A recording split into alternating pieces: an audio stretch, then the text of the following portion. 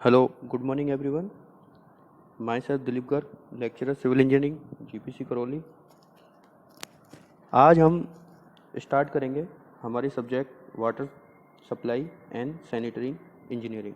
उसमें हमारा first chapter है वाटर डिमांड। तो आज हम वाटर डिमांड और types of water demand in दोनों चीज़ों के बारे में डिस्कस करेंगे। अब पहली चीज़ आती है कि जो आपकी वाटर डिमांड है वो होती क्या है। What is the water demand? कि भाई जो आपकी पॉपुलेशन है या कोई कम्युनिटी है उसके डेली यूज़ के लिए जितने पानी की आवश्यकता होती है वो उस कम्युनिटी की क्या है, वाटर डिमांड। अब ये वाटर डिमांड किसी भी टाइप से हो सकती है। अगर आप कम्युनिटी बेसिस पे बात करो, पॉपुलेशन बेसिस पे बात करो तो वो तो पब्लिक डिमांड हो गई, ठीक है। दूसरी अगर बात करो इंडस्ट्रीज बेसिस पे तो वो इंडस्ट्रियल डिमांड हो गई। तो इस तरह से हमारे पास और भी कई तरह की जो वाटर डिमांड है वो होती है। जनरली हमने देखा है कि जो सबसे ज़्यादा पानी की आवश्यकता होती है वो होती है एग्रीकल्चरल सेक्टर में। जो ओवरऑल कंट्री का अगर वाटर सप्लाई सिस्टम देखें तो उसका अबाउट 80% से ज़्यादा जो पानी है वो एग्रीकल्चरल सिस्टम में होता है। लेकिन होता क्या है कि जितना पानी आप सप्लाई करते हो उसका 99% जो पानी है वो आपका सीवेज में कन्वर्ट हो जाता है। जब हम सीवेज की बात करेंगे आगे नेक्स्ट लेवल पे तब हम वहाँ पे उसके बारे में डिस्कस करेंगे। अब बात आती है कि जब भी हम वाटर डिमांड की बात करेंगे तो वाटर डिमांड को जस्टिफाई करने के लिए जो सिविल इंजीनियर का काम है वो महत्वपूर्ण हो जाता है। वहाँ पे सिविल इंजीनियर का रोल इम्पोर्टेंट होता है। वो कैसे? वो एक आपकी कम्युनिटी की या एरिया की क्या करता है, पहले तो उस एरिया की जो पॉपुलेशन है, पॉपुलेशन को जनरली पी से डिनोट करते हैं, पॉपुलेशन का एस्टिमेट करता है। पॉपुलेशन का एस्टिमेट करता है। एस्टिमेट का मतलब कि भाई उस एरिया में जो आपकी पॉपुलेशन है वो कितनी है। दूसरी बात, वाटर डिमांड को जस्टिफाई करने के लिए दूसरी चीज़ आती है कि भाई जो आपका पानी का सप्लाई है वो कितनी करनी है। और कितनी करनी है वो तो यहाँ से वो एस्टिमेट लगा लेता है भाई पॉपुलेशन के बेसिस पे कि भाई पॉपुलेशन कितनी है उसके हिसाब से। नेक्स्ट जो चीज़ आती है कि भाई अब पानी की आपने डिमांड तो देख ली लेकिन उस पानी को आपको सप्लाई कहाँ से करना है। दैट मीन उस पानी की सप्लाई का सोर्स, कि भाई आपका जो सोर्स है वो कहाँ पे है। तो इन दोनों चीज़ों का बहुत ख्याल रखा जाता है, बहुत ध्यान रखा जाता है जब भी हम वाटर डिमांड की बात करते हैं या वाटर सप्लाई सिस्टम की बात करते हैं। अब नेक्स्ट जो थिंग आती है वो आती है हमारी various types of water demand. जो आपके विभिन्न प्रकार के जो वाटर डिमांड है वो कौन कौन सी है। अब वैसे तो किसी एक पर्टिकुलर वाटर डिमांड को हम डायरेक्टली शो ऑफ नहीं कर सकते। उसके लिए क्या है, वो बहुत मुश्किल होता है कि भाई हर किसी सेक्टर की हर किसी चीज़ के लिए वाटर डिमांड अलग अलग होती है। तो इसके लिए हमने क्या किया, कुछ एम्पेरिकल फॉर्मूले और थंब रूल हमने बनाए हुए हैं। उनके बेसिस पे हम देखते हैं कि भाई इतना पानी हमें ज़रूरत होता है। तो इसी को देखते हुए हमारे पास कई प्रकार की वाटर डिमांड्स होती हैं जिनमें हम पहली डिस्कस करेंगे। पहली होती है आपकी डोमेस्टिक वाटर डिमांड।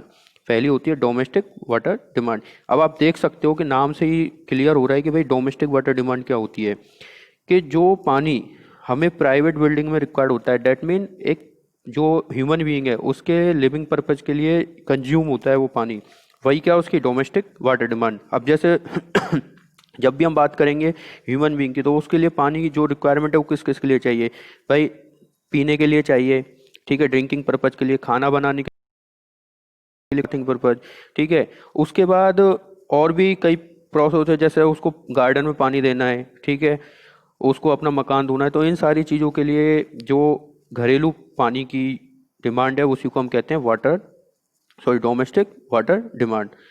अब जो टोटल डोमेस्टिक वाटर कंजम्पशन है या टोटल जो वाटर डिमांड है कौन सी वाली, डोमेस्टिक, वो होती है, अगर मैं सिंपली बात करूं कि भाई इसको मैं DWD से डोमेस्टिक वाटर डिमांड, अगर मैं DW की बात करूं तो और टोटल वाटर डिमांड की जितनी भी टाइप की हैं उन सबको जोड़ें तो क्या है कि total water demand.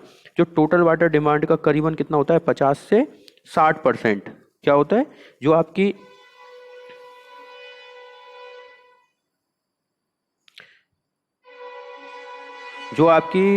Domestic water demand है वो टोटल जो आपकी वाटर कंजम्पशन होता है उसका कितना होता है, 50 से 60%। अब IS कोड के बेसिस पर देखें, चलो ये तो बात हो गई कि भाई कितना होता है, लेकिन एक्चुअल वैल्यू कितनी होती है। एक चीज़ मैं यहाँ पे आपको पहले क्लियर कर दूं कि जब भी हम वाटर डिमांड की बात करते हैं या पानी सप्लाई की बात करते हैं वो हमेशा litre per capita per day. कहने का मतलब कि कैपिटा का मतलब होता है प्रति व्यक्ति, या है कभी बार आपको एच से भी डिनोट कर सकते हो। डे का मतलब दिन में। लीटर तो है ही हमारा पानी की मात्रा का मापक वॉल्यूम का, कि भाई एक व्यक्ति प्रतिदिन कितने लीटर पानी कंज्यूम करेगा, इसको हम LCD, कई बार आप देखोगे LHD, लीटर पर हेड पर डे, इससे भी डिनोट कर सकते हो। और कई बार आप ऐसे भी लिख सकते हो LPCD या LPHD, litre per capita per day, litre पर हेड पर डे, इस तरह से। तो आप कंफ्यूज ना हो, कई तरह से आपको देखने को मिल जाएगा। तो IS जो कोड है उसने बताया कि भाई जो आपकी डोमेस्टिक वाटर सप्लाई है या डोमेस्टिक वाटर डिमांड है वो जनरली 135 से 225 लीटर पर हेड पर डे होती है। कहने का मतलब इसको आप डिनोट भी कर सकते हो कैसे, 135 लीटर पर head, sorry litre per capita per day, या फिर 135 LPCD भी लिख सकते हो, LPCD जैसा भी आपको सही लगे। तो ये इसकी रेंज होती है। उसके बाद आता है कि ये रेंज तो हो गई, लेकिन हम बात करते हैं कि भाई है तो हम फिक्स वैल्यू जनरली देखते हैं कि भाई 200 लीटर पर हेड पर डे ये इनफ होता है एक ह्यूमन बीइंग के लिए, भाई कि रोज की वाटर सप्लाई इतनी उसके लिए होनी चाहिए। तो इस तरह से हम वाटर जो डोमेस्टिक वाटर डिमांड है उसको जस्टिफाई करते हैं, उसको क्लासीफाई करते हैं। अब नेक्स्ट जो आती है वो आती है industrial water demand. Industrial water demand क्या है, सेम उसी की तरह डोमेस्टिक वाटर डिमांड, जैसे हमें घरेलू पर्पज के लिए जो पानी की आवश्यकता है वो डोमेस्टिक हो गई। अब इसी तरह से जो इंडस्ट्रियल पर्पज के लिए जो औद्योगिक क्षेत्रों में जो पानी की मात्रा की आवश्यकता है, कितना पानी हमें चाहिए, वही क्या है, इंडस्ट्रियल वाटर डिमांड। अब ये डिपेंड करती है आपकी इंडस्ट्री के टाइप पर। तो कहने का मतलब आपकी हैवी इंडस्ट्री या नॉर्मल, दैट मीन आपकी इंडस्ट्री बहुत बड़ी है, लार्ज इंडस्ट्री है जहाँ पे प्रोडक्शन बहुत ज़्यादा होता है, तो वहाँ पे ये पानी की मात्रा 400 लीटर पर हेड पर डे के हिसाब से भी पहुँच जाती है। और जो आपकी नॉर्मल इंडस्ट्री है वहाँ पे ये जनरली 50 लीटर पर हेड के आसपास रहती है। लेकिन विभिन्न प्रकार की, ऐसा नहीं कि हर इंडस्ट्री में यही सेम होता है, विभिन्न प्रकार की इंडस्ट्री होती है। जैसे किसी में ऑटोमोबाइल बनती है, किसी में दूध का प्रोडक्शन होता है, किसी में लेदर का प्रोडक्शन होता है, किसी में पेपर कागज़ का प्रोडक्शन होता है। तो उसके बेसिस पे भी ये चीज़ देखी जाती है कि भाई इन इंडस्ट्रीज में कितना पानी आपको आवश्यक है। तो हम बात करते हैं एक दो इंडस्ट्री के बारे में। जैसे कि आप एक टेबल देख सकते हो कि वाटर, इस टेबल का टाइटल है कि water required by certain important industries, कुछ महत्वपूर्ण औद्योगिकी क्षेत्रों द्वारा जरूरत पानी की आवश्यकता। तो नेम ऑफ इंडस्ट्री, भाई की नेम का मतलब क्या है कि भाई वो इंडस्ट्री किस चीज़ का प्रोडक्शन कर रही है, कितने यूनिट का प्रोडक्शन कर रही है, और कितने पानी, अप्रोक्सीमेट, आप देख सकते हो क्या लिख रहा है, approximate quantity of water required per unit of production in kilolitre. तो कहने का मतलब यूनिट क्या हो गई, किलोलीटर पर यूनिट, एक यूनिट पे इतने किलोलीटर पानी जाएगा। तो हम बात करते हैं अगर पहले ऑटोमोबाइल की अगर बात करें तो ऑटोमोबाइल इंडस्ट्री है तो वो क्या बनाएगी, वो बनाएगी व्हीकल। तो व्हीकल को बनाने के लिए एक यूनिट की बात हो रही है, एक यूनिट को बनाने के लिए 40 किलोलीटर, देखो यूनिट क्या है, किलोलीटर पर यूनिट। तो आप देख सकते हो मैंने इधर शो कर रखा है इसको कि जैसे ऑटोमोबाइल में एक व्हीकल को बनाने के लिए कितने, 40 किलोलीटर पर यूनिट, इस तरह से हम देख सकते हैं। नेक्स्ट अगर बात करें फर्टिलाइजर की, तो टन में प्रोडक्शन होता है। तो एक टन फर्टिलाइजर बनाने के लिए कितने, 80 से 200 किलोलीटर पानी की आवश्यकता है। इस तरह से अगर पेपर की बात करें तो एक टन के लिए 200 से 400। शुगर की बात करें, जो हमारी शक्कर होती है ना, टन में अगर बात करें तो 1 से 2 किलोलीटर। तो इस तरह से विभिन्न प्रकार की जो इंडस्ट्रीज हैं तो उनके बेसिस पे अलग अलग वाटर रिक्वायरमेंट होती है। नेक्स्ट जो थर्ड टाइप की हमारे पास वाटर डिमांड आती है वो आती है इंस्टीट्यूशनल और कॉमर्शियल। इंस्टीट्यूशन मतलब कोई भी जो प्रशिक्षण क्षेत्र हैं, जैसे स्कूल हो गए आपके, या कोई और क्षेत्र है जैसे कॉलेज हो गए, रेस्टोरेंट, होटल, हॉस्पिटल, सिनेमाघर। तो इस तरह से जो ये तो कॉमर्शियल हो गए। इंस्टीट्यूशनल में आप जैसे देख सकते हो ना, स्कूल, कॉलेज वगैरह, ऑफिस। तो वहाँ पे पर आदमी, पर व्यक्ति कितने पानी की आवश्यकता होती है, या फिर और कई चीज़ों के लिए कितने पानी की आवश्यकता होती है, उन सबको मिलाकर जो वाटर डिमांड देखी जाती है वो होती है आपकी एवरेजली इंस्टीट्यूशनल और कॉमर्शियल। जैसे अगर स्कूल की बात करें तो स्कूल में या कॉलेज में पानी किसकी आवश्यकता होती है, बच्चों के लिए पीने के लिए, और आपका हो सकता है स्कूल की साफ़ सफाई के लिए, गार्डनिंग पर्पज़ के लिए। अगर मैं होटल की बात करूँ तो होटल में देखो आपका जो गेस्ट होते हैं बहुत सारे होते हैं, ठीक है, होटल की साफ़ सफाई हो गई, उसका मेंटेनेंस हो गया, ठीक। इस तरह से जो टोटल वाटर सप्लाई आती है वो जो होती है उसको बोलते हैं इंस्टीट्यूशनल और कॉमर्शियल। नॉर्मली जो देखी जाती है वो होती है 20 लीटर पर हेड, 20 लीटर पर कैपिटा पर हेड, ठीक है। और जनरली इसको अधिकतम कितना ले जा सकते हैं, 50 लीटर पर हेड तक, ठीक है। और विभिन्न प्रकार की जो इंस्टीट्यूशन है उनके बेसिस पर अगर देखें हम, तो देखो आप देख सकते हैं कि भाई स्कूल और कॉलेज में जनरली 45 से 135, ठीक है, क्योंकि यहाँ पे जो नंबर ऑफ पीपल्स हैं, नंबर ऑफ पॉपुलेशन है वो ज़्यादा होती है, स्टूडेंट्स बहुत ज़्यादा होते हैं, प्लस स्टाफ होता है। उसके बाद रेस्टोरेंट हो गए, उसके लिए 70 litre per capita per day है। अगर वहीं बात करें, ठीक है, हॉस्पिटल की, तो हॉस्पिटल में ये जो चीज़ देखी जाती है नंबर ऑफ बेड के बेसिस पे देखी जाती है। कहने का मतलब ये है कि आपके हॉस्पिटल में नंबर ऑफ बेड कितने हैं। अगर आपके 100 बेड से कम है तब तो ये होती है 340 litre per capita per day. और अगर वहीं आपके बेड की संख्या 100 से ज़्यादा है, कहने का मतलब अगर आपके भर्ती होने वाले मरीजों की संख्या एक बेड पे एक मरीज होगा तो 100 से कम है तब तो 340, और 100 से ज़्यादा है तो 450। एयरपोर्ट पे यही डिमांड 70 लीटर हो जाती है, और रेलवे पे भी 70, ठीक है। तो इस तरह से हम इंस्टीट्यूशनल वाटर डिमांड है इसको बता सकते हैं। नेक्स्ट आती है डिमांड फॉर पब्लिक यूज़। जो पब्लिक यूज़ के लिए है, कहने का मतलब जो एक पूरा एरिया कवर करती है। जैसे आप किसी सोसाइटी में रहते हो तो वहाँ पे आपका कोई गार्डन है, कोई रोड है, ठीक है, और कोई एरिया है, वहाँ पे अगर आपको धुलाई पर्पज के लिए, पौधों में पानी देने के लिए, पार्क में पानी देने के लिए जो पानी की रिक्वायरमेंट होती है, ये सब चीज़ें मिलकर जो बनाती है वो होती है पब्लिक यूजेज डिमांड। और जनरली ये जो टोटल कंजशन होता है, टोटल जो वाटर डिमांड होती है उसका 5% से ज़्यादा नहीं होना चाहिए। एक अगर हम डाटा वाइज बात करें, भाई डाटा कितना होता है, तो जनरली हम इसको रखते हैं 10 लीटर, ये रखते हैं कितनी, 10 litre per capita per day के हिसाब से, कि भाई टोटल भाई ठीक है कि जितनी भी है आ रही है उसमें 10 लीटर आप ऐड कर दो। ये सारी चीजें मैं बात कर रहा हूँ ना, वाटर डिमांड कौन सी, एक सेकेंड, टोटल वाटर डिमांड की बात करेंगे तो 220, ठीक है ना। नेक्स्ट जो चीज आ रही है, नेक्स्ट जो डिमांड आती है वो आती है फायर डिमांड। अब कई बार आपने देखा होगा किसी एरिया में या कहीं पे आग लग जाती है तो आग को बुझाने के लिए पानी की आवश्यकता होती है। जो फायर ब्रिगेड आता है उस क्या करता है, पानी से आग बुझाता है। तो इसको जब भी हम देखते हैं तो हम पॉपुलेशन वाइज देखते हैं। कहने का मतलब कि भाई कोई एरिया ले लो, उस ब्लॉक में या उस एरिया में, ठीक है, कोई कॉलोनी है, ठीक है, तो उस कॉलोनी में रहने वाले लोगों की संख्या कितनी है, कैट मीन उस एरिया की पॉपुलेशन कितनी है। उस पॉपुलेशन के बेसिस पे हम इसको डिनोट करते हैं, किसको, फायर डिमांड को। अब फायर डिमांड जो होती है उसको कैलकुलेट किया जाता है, कैलकुलेट किया जाता है तो इसके लिए क्या है, ये फिक्स तो होती नहीं भाई कहाँ पे कितनी ज़्यादा आग लगी है, कहाँ पे कितनी कम है, ये तो हम बता नहीं सकते। ये तो एक क्या बोलते हैं, प्री डिफाइंड फॉर पैटर्न तो है नहीं, ये तो एक प्रोबेबिलिटी फंक्शन है कि भाई आग कितनी ज़्यादा लगेगी कितनी कम है, ये तो उसी टाइम के हिसाब से पता चलता है।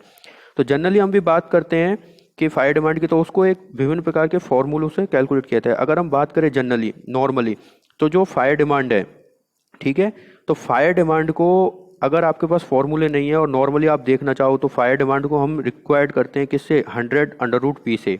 और ये जो वैल्यू आती है ये आती है किसमें, किलोलीटर में, किलोलीटर में। कहने का मतलब आपके पी यहाँ पे क्या है, पॉपुलेशन उस एरिया की। मान के चलिए किसी एरिया की पॉपुलेशन कितनी है, पी कितनी है, उस एरिया की 10,000, कितनी है, 10,000। अगर उस एरिया में आग लग गई तो आपको कितने पानी की आवश्यकता होगी, तो यही फायर डिमांड हो गई 100 √P। तो 100 इसका रूट निकालोगे तो कितना आएगा, इसका रूट आएगा कितना, 100, और 100 को 100 से मल्टीप्लाई करोगे तो कितना, 10,000 किलोलीटर पानी की आपको आवश्यकता होगी, 10,000 किलोलीटर पानी की आपको आवश्यकता होगी। तो ये तो एक नॉर्मल फॉर्मूला है कि भाई इससे हम फायर डिमांड निकाल सकते हैं। और ये जो फॉर्मूला काम करेगा, ये फॉर्मूला जनरली काम करेगा वहाँ पे जहाँ पे पॉपुलेशन कितनी हो, 50,000 से ज़्यादा हो। 50,000 से कम वाले पे ये फॉर्मूला एप्लीकेबल नहीं है। अब इसी चीज़ को देखते हुए विभिन्न साइंटिस्ट, कई साइंटिस्ट हुए या कई फार्मूले डेवलप किए गए। तो उनमें पहला है क्विचलिंग का फार्मूला। क्विचलिंग का फार्मूला क्या कहता है कि भाई जो फायर डिमांड है Q, amount of water, Q का मतलब क्या, amount of water required in litre पर मिनट। देखना जब भी हम फॉर्मूलों में देखेंगे तो Q की क्या है, जो यूनिट है वो चेंज हो सकती है, ऐसा नहीं है। अगर मैं इसको 100 √P को Q के बराबर लिखूँ, 100 √P को 1 मिनट के लिए, तो यहाँ पे Q की डिमांड क्या है, किलोलीटर।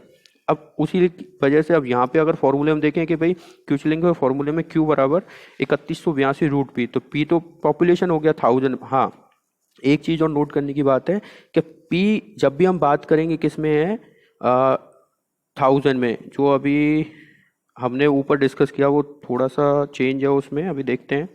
1000 में बात करेंगे तो P मैंने कितना लिया था, 10,000। P अगर मैंने 10,000 लिया तो 1000 में कितना हो जाएगा, अगर उस क्षेत्र की जनसंख्या अगर 10,000 है तो मैं अगर फॉर्मूले में लिखूंगा तो कितना हो जाएगा 10, केवल केवल कितना हो जाएगा 10, 10 इंटू 1000 हो गया ना 1000। अगर मान चलो उस क्षेत्र की जनसंख्या कितनी है 1,00,000, कितनी है 2 2 4 5, 1,00,000 हो गई। तो यहाँ पे अगर आप पी की वैल्यू रखोगे तो 1,00,000 नहीं रखोगे, कितनी रखोगे केवल 100, पी की वैल्यू कितनी रखोगे 100। तो उस बेसिस पे फिर हम कैलकुलेट कर लेते हैं। अब नेक्स्ट जो फॉर्मूला है वो है फ्रीमैन्स का फॉर्मूला। उसके हिसाब से क्यू निकलता है कितना 1136 इंटू पी बाई 5+10। एक फॉर्मूला आता है national NBR formula, national board of fire under writer formula. इसमें दो तरह से कैलकुलेट करते हैं। पहला तो सेंट्रल कंजस्टेड और हाई वेलोसिटी, जहाँ पे पॉपुलेशन बहुत ज़्यादा हो, कहने का मतलब 2,00,000 से ज़्यादा हो और 2,00,000 से कम हो। अगर 2,00,000 से कम है पॉपुलेशन तब तो हम फॉर्मूला ये वाला काम में लेते हैं, Q बराबर 4637 root P into 1 minus 0.01 root P. और अगर वही पॉपुलेशन 2,00,000 से ज़्यादा हो तो ये एक प्रोविज़न माना जाता है कि भाई आपके पास जो आप पानी सप्लाई कर रहे हो वो 54,000 लीटर पर मिनट से कम नहीं होना चाहिए, ठीक है। और अगर हम सेकंड वाइज दूसरा अगर एडिशनल, ये तो है ही है, ये तो आपको सप्लाई करना है, इसके अलावा आपको 9,100 से 36,400 लीटर पर मिनट के हिसाब से आपको वाटर को मतलब स्टोर करके रखना है। अगर बाय द वे वहाँ पे कोई दूसरी आग लग जाती है, कहने का मतलब समझो, अगर वहाँ पे आग लग गई किस एरिया में जहाँ पे आपकी पॉपुलेशन 2,00,000 से ज़्यादा है और आप आग बुझाने जा रहे हो, तब तो आपको इतना पर मिनट लीटर पानी चाहिए। अब आप आग बुझा रहे हो, पता चला कि एक और आग उसी एरिया में दोबारा लग गई, वो तो बुझा ही रहे हो, पता चला कहीं धमाका हो गया दोबारा उसी एरिया में, तो उस दूसरी आग को बुझाने के लिए आपके पास इतना और पानी स्टोर होना चाहिए।